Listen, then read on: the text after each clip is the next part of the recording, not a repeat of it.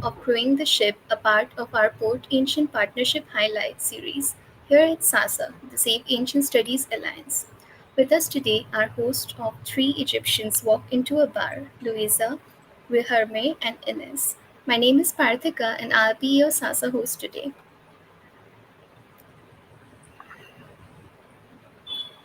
So, firstly, what is SASA? SASA stands for Save Ancient Studies Alliance. It works to promote the study of ancient world and engagement with our human deeper past, building a grassroots movement through outreach, collaboration, accessibility, and public scholarship. We work towards our goal of inspiring a wide, inclusive community of scholars, learners, and students. We have various live streams, including masterclasses, book clubs, etc. Our virtual conference is just around the corner. We also have numerous educational modules and resources on our website. You can find us on all major social media platforms by searching Safe Ancient Studies.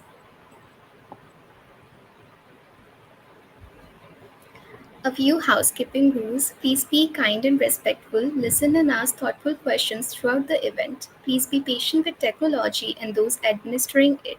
SASA live events are live streamed on Twitch, YouTube, and Facebook. The recordings will be posted on the platforms shortly after the event. And most importantly, have fun.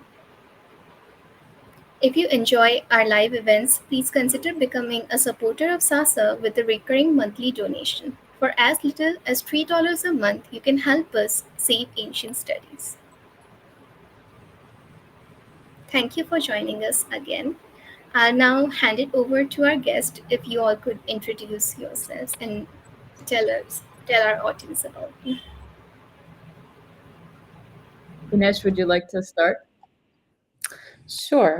So my name is Inês, and I guess I was the person who first started thinking about having a podcast out of the three of us.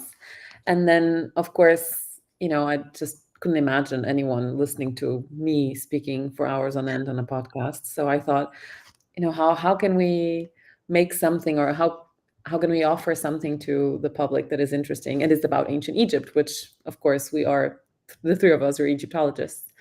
So I reached out to my two friends and colleagues, Guilherme and Luiza, and asked them if they wanted to be part of this crazy idea that I had. And they said yes. So we became Three Egyptologists Walk Into a Bar. In Portuguese, of course, because our podcast is spoken in Portuguese. But it's a good reason to learn another language. I would say we were really funny. Yes, we're hilarious. But Inês, do you want to tell us where you are right now? I don't know if I am in Portugal at the moment, in a town not too far away from Lisbon, and Luiza is in California, right? Yep.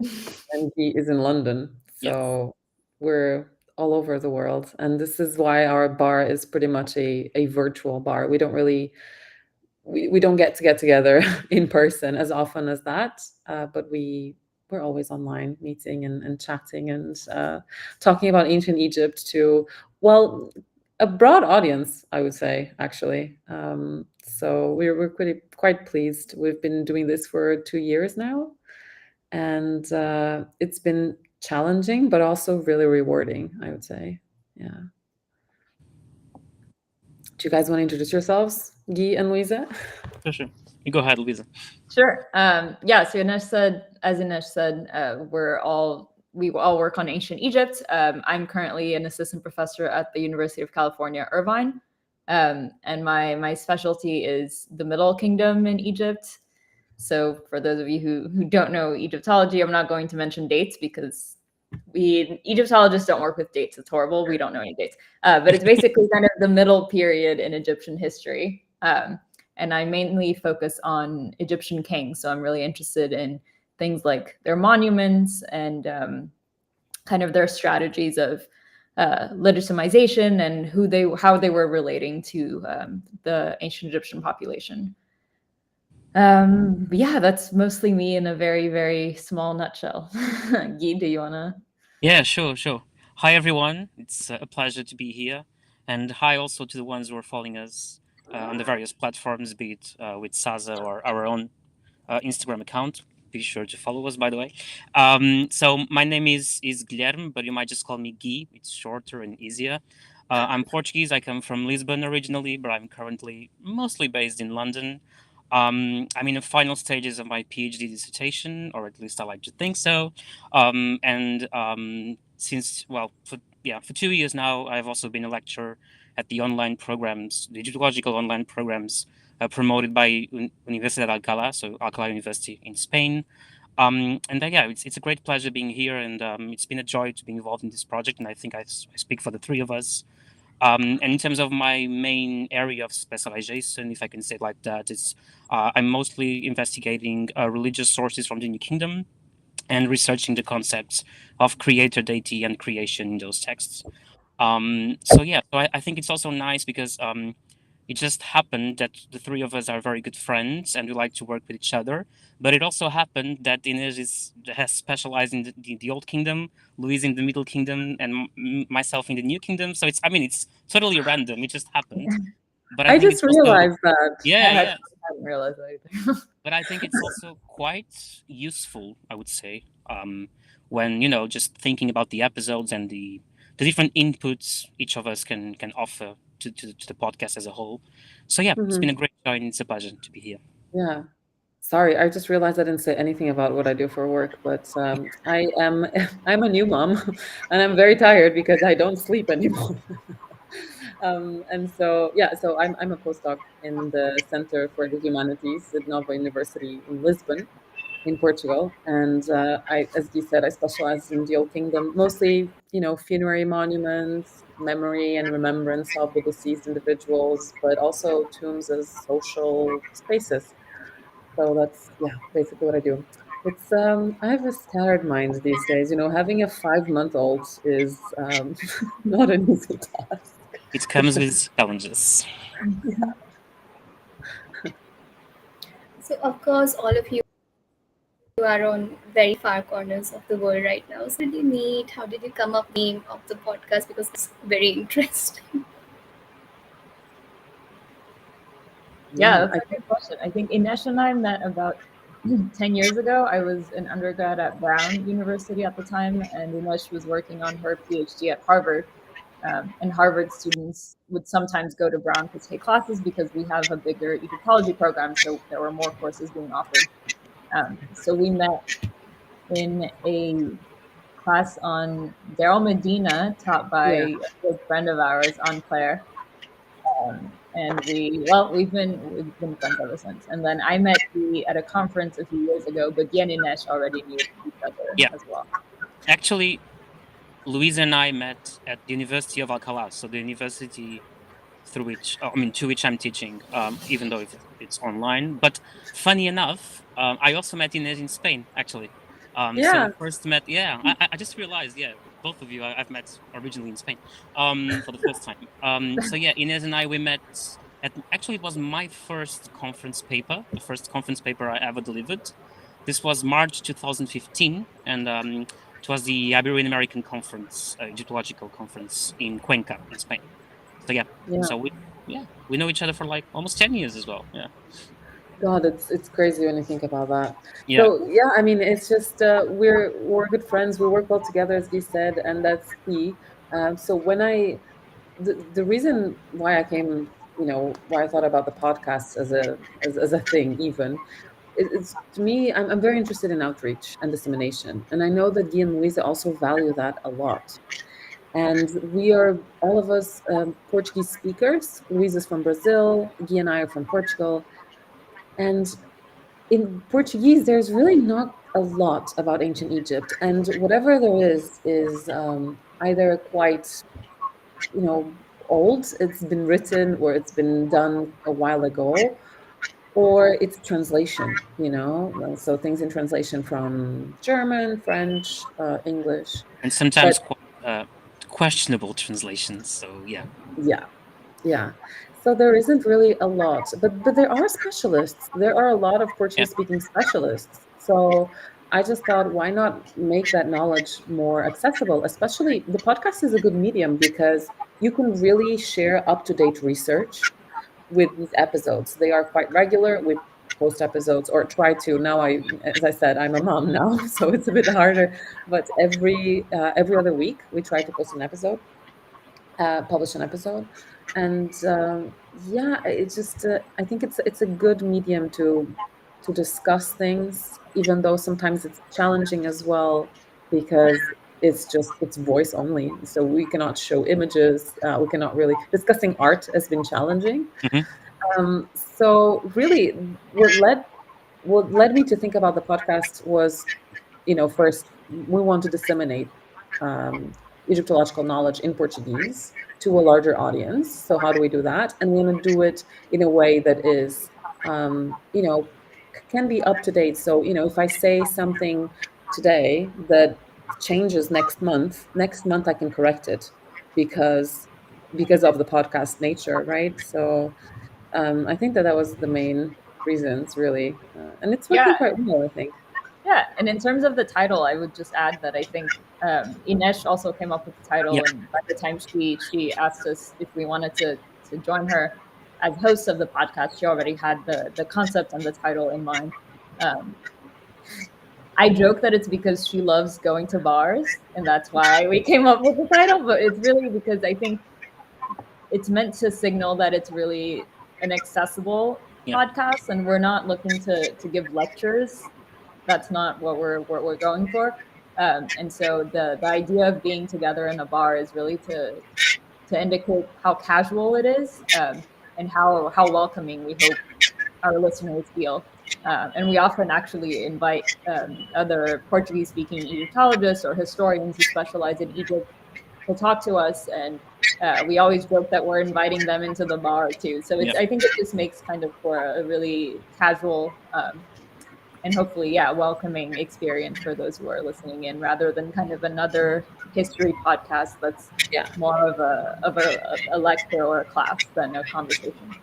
And from the feedback we have been receiving, actually, the podcast title or name even, it actually helps a lot set the scene and just to tell people the general tone of the conversation. So it's absolutely conversational, informal, just a good exchange between friends, which is not to say that we're in any capacity compromising the scientific quality or content of what we've been discussing, but it's just that the way we do it is it's pretty much informal and definitely not lecture sound. We have, I mean, and obviously all podcast typologies, if I can call them like that, are very useful and pertinent, but we didn't want at all to have sort of this highbrow lecturer podcast style. So which also represented a little bit of a challenge for us to decide where exactly to establish the right tone for a scientific podcast which presents itself as a conversation at the bar. So that also, I mean, came with these challenges. I think we took some time to find the right tone. Um, it's been a very interesting learning process for the three of us, I think. But I think we're getting there, and people like us, I think. So that's a good Yeah, sign. yeah. Never For did sure. I think I would be a podcast host, but I think, as B said, it's been a really interesting learning experience, and I think, and we can talk about this more later, Parthika, if you want to, but I think it's helped the three of us to become better scholars too, because the questions Absolutely. we ask are different, and the ways we think about how to relate our research to kind of broader concepts or broader issues that are of interest to non-Egyptologists. At least for me, that has been really really useful. Yeah. So it's casual and it's chill, but it's also a real scholarly endeavor, I think, both for us and hopefully for those who are listening in. Mhm. On that note, could you walk us through the production process? Mhm. Sure. Yeah, I don't know. Who likes? Inesh is our editor, so Yeah, maybe. maybe you can start in this. Yeah. Yeah, so we get together on Zoom usually. Well, it's changed a little bit over time, Mhm. but in any case, we get together on Zoom and we sometimes decide in advance which episode we're going to record.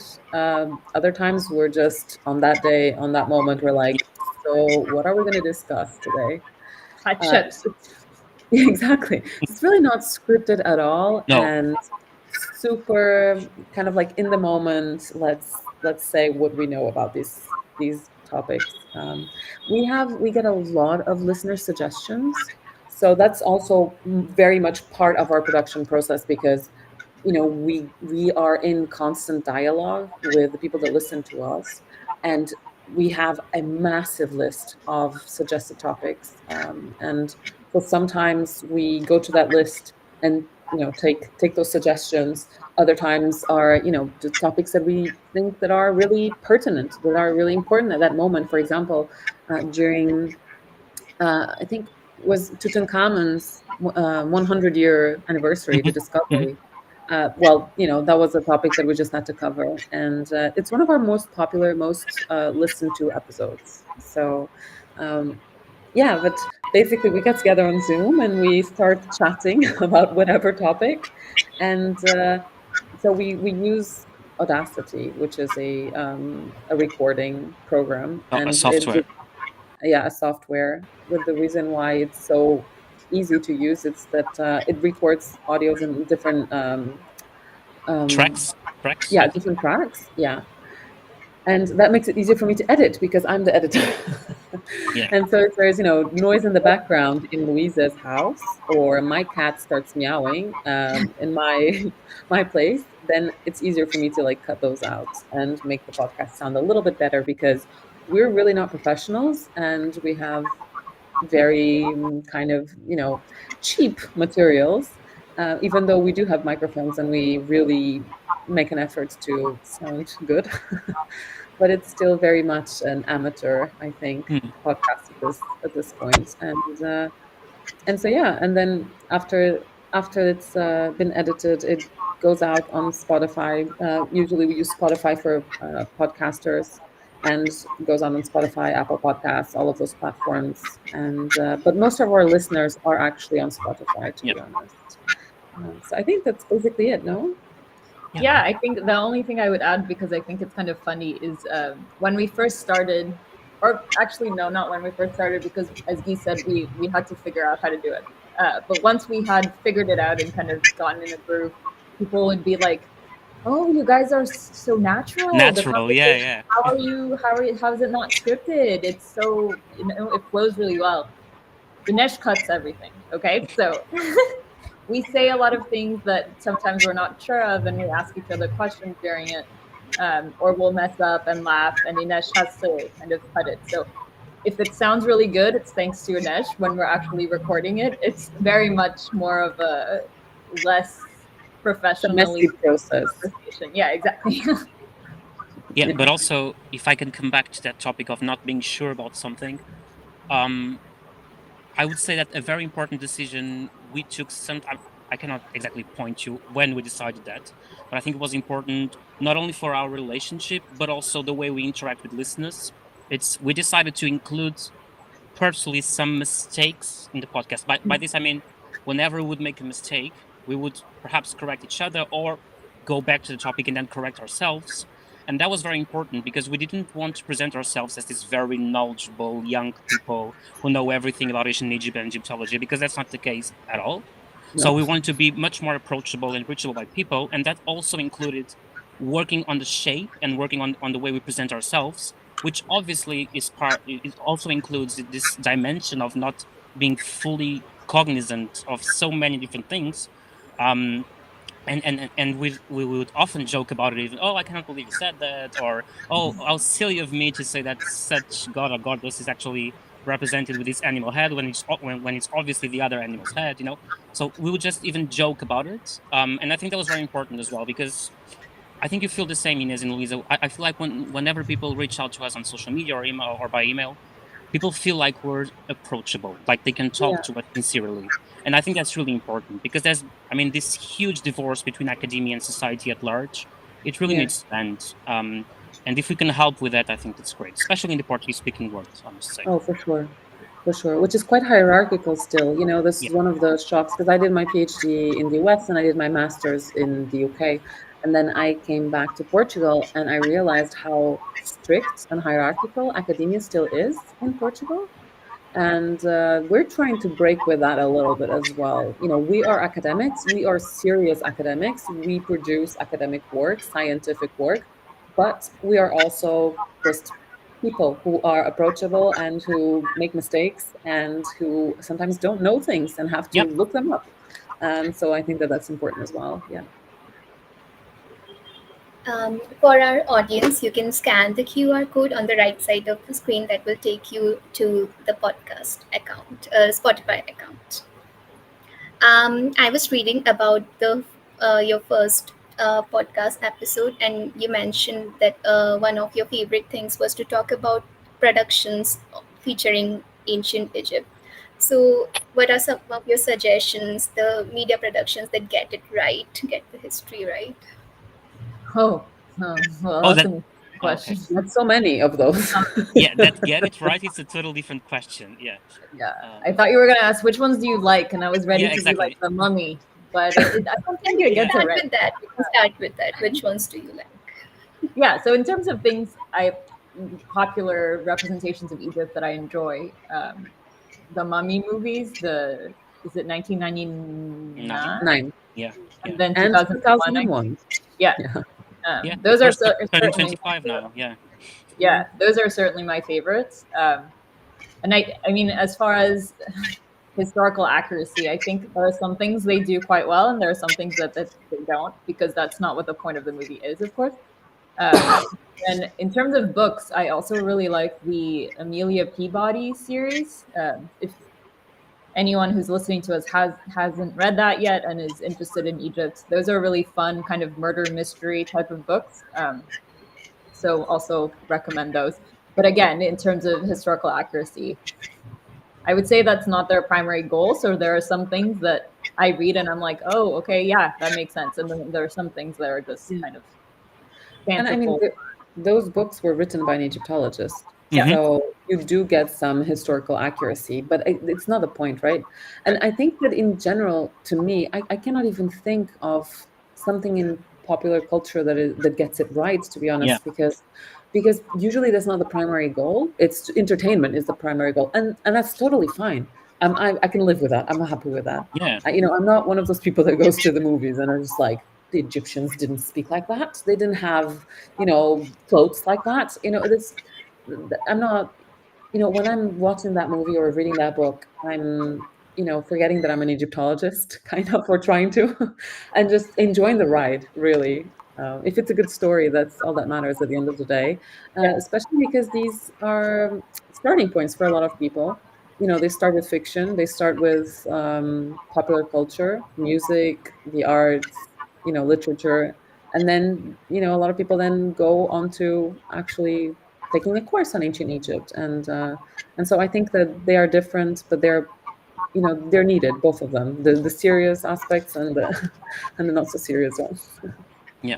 And for me, it's actually quite funny when I think about it, because if I think of my first recollection of anything ancient Egypt related, it's actually the 1998 movie Prince of Egypt.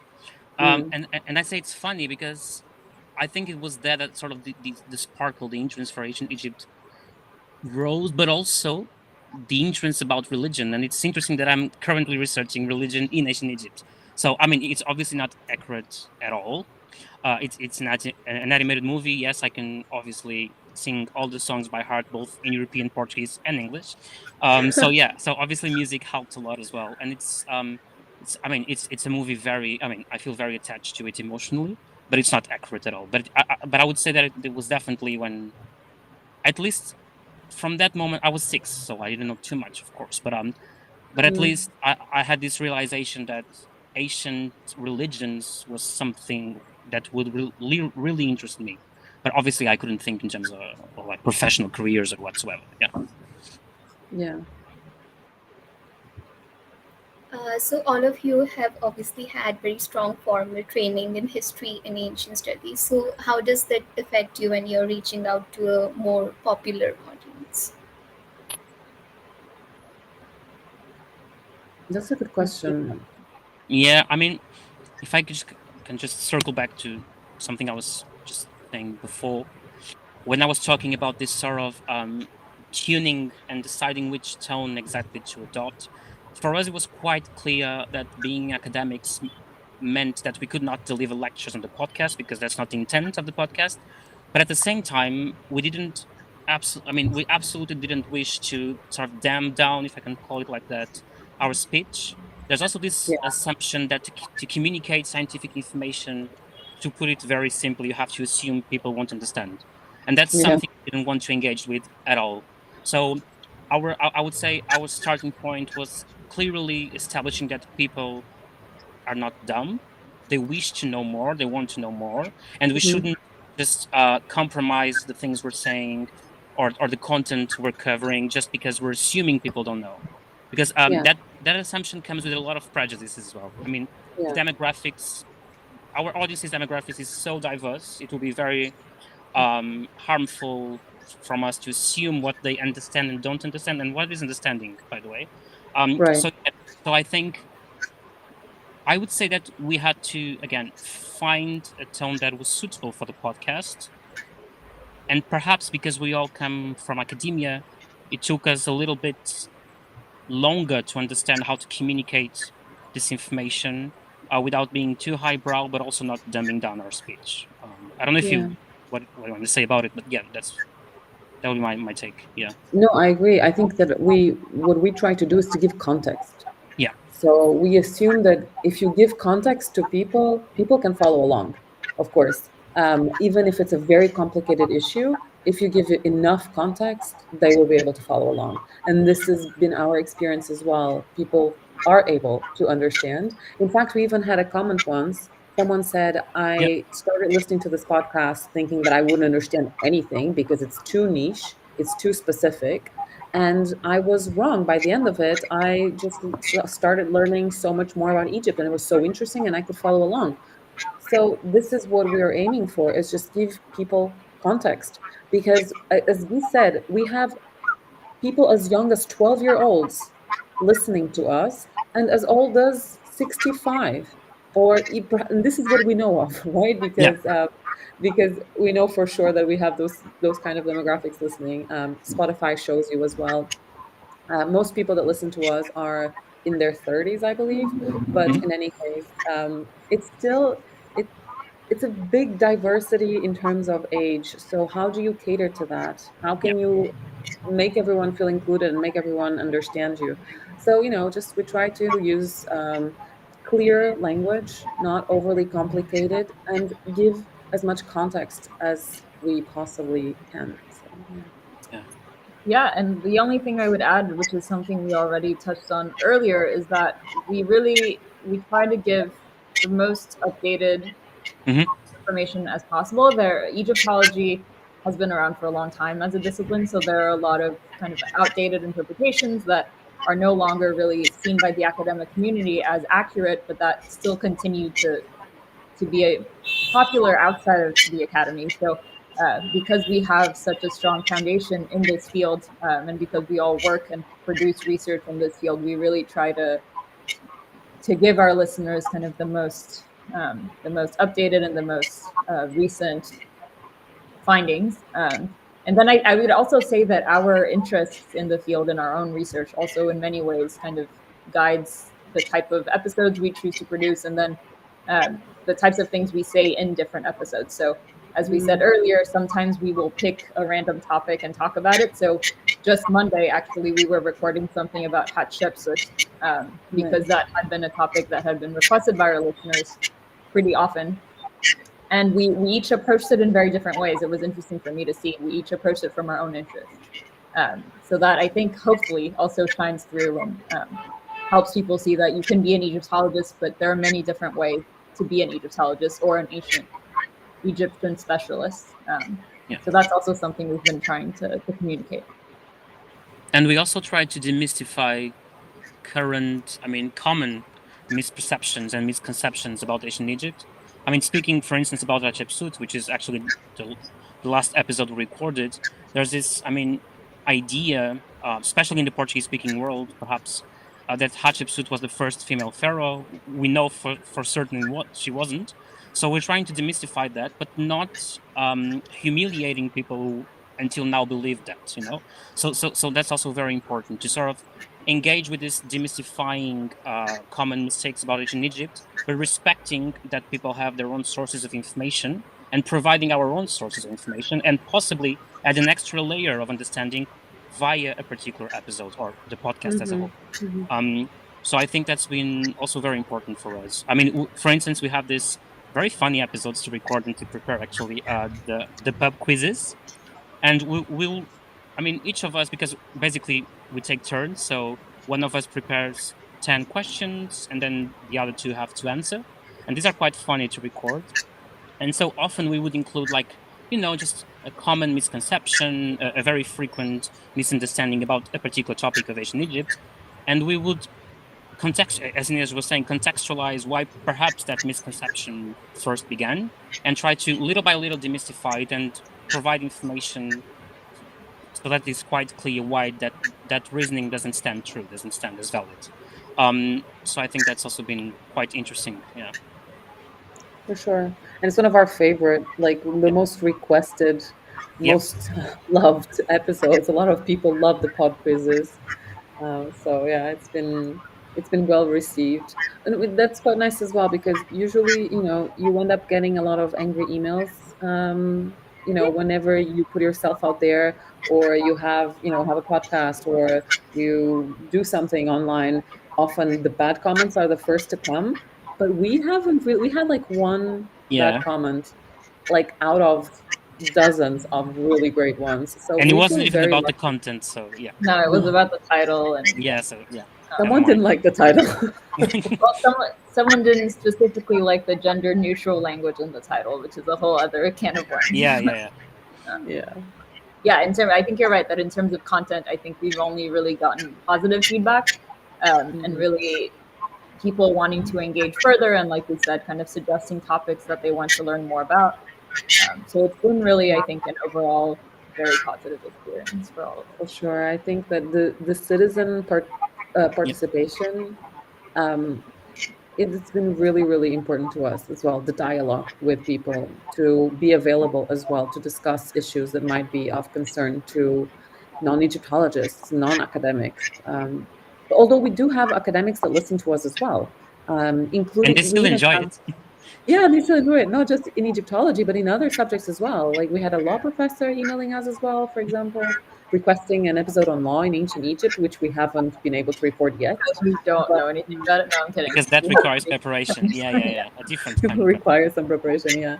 But it's been really fascinating, and it's been really an interesting experience, and very challenging, but also very rewarding. And the best part is that I get to do it with my two friends. So I like it. Sure. On a similar note, our last question for the day: what has been your personal favorite thing to work on throughout the whole process?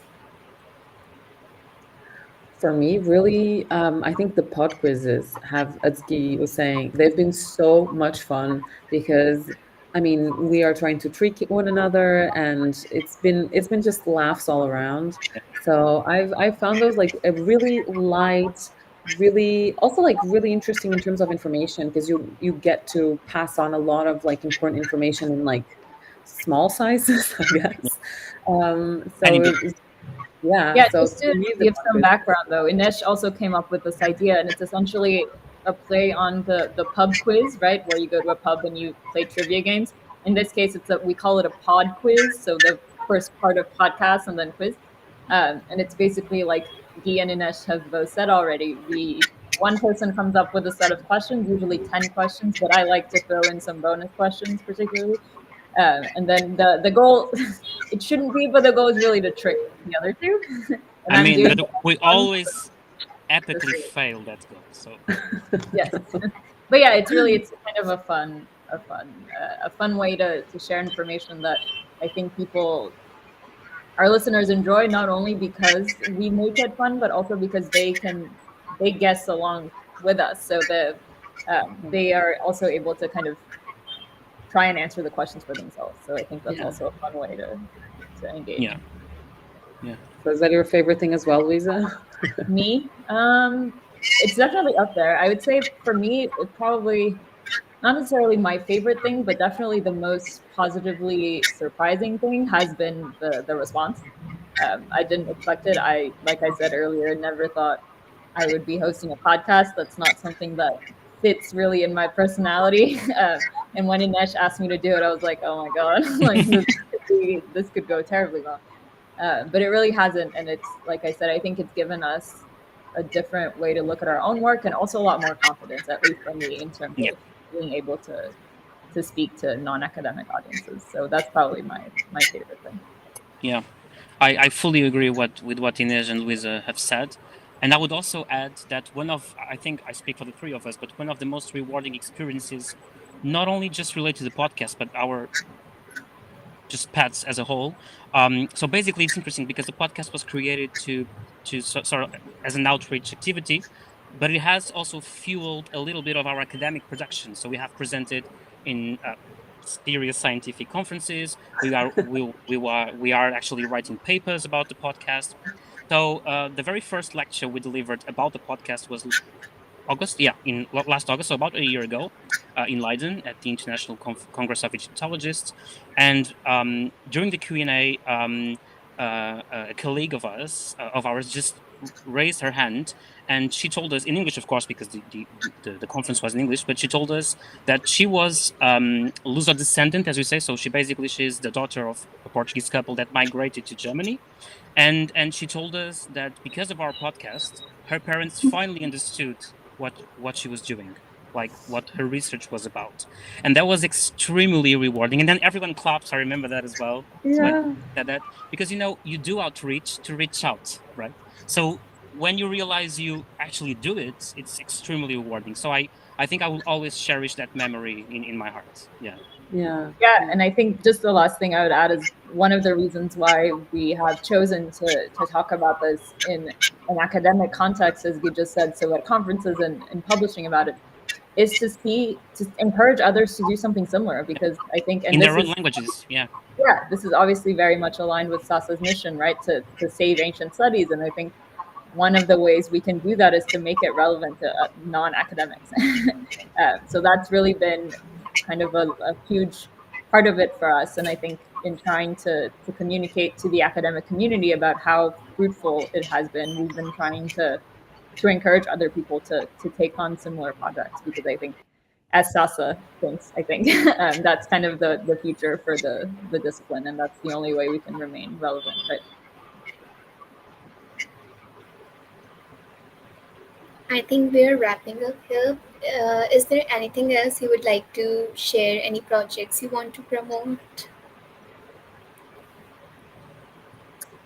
We can promote very briefly our excavation project, I guess. Yeah. Inês directs and I assistant, that's not a verb, but I am the assistant director of the so-called Mastaba of Ahmed Nisuk documentation project, or MADP.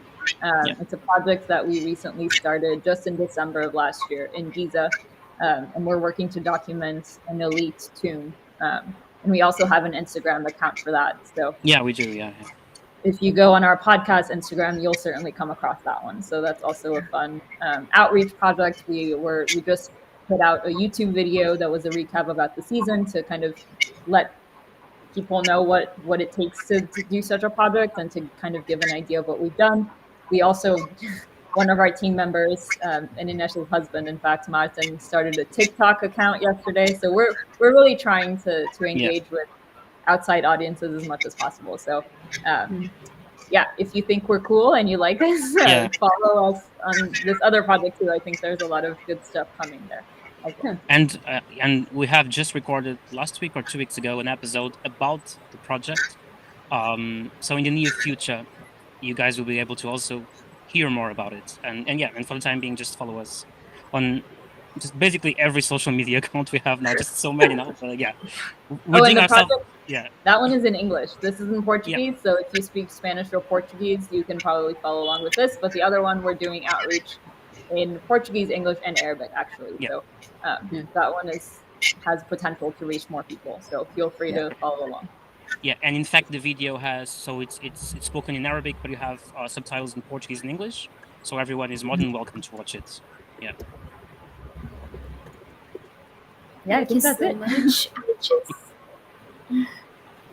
I just wanted to remind our audience that our summer reading groups have started and we have a great lineup this year. So please scan the QR code on the right side of your screen and RSVP to the ones you like.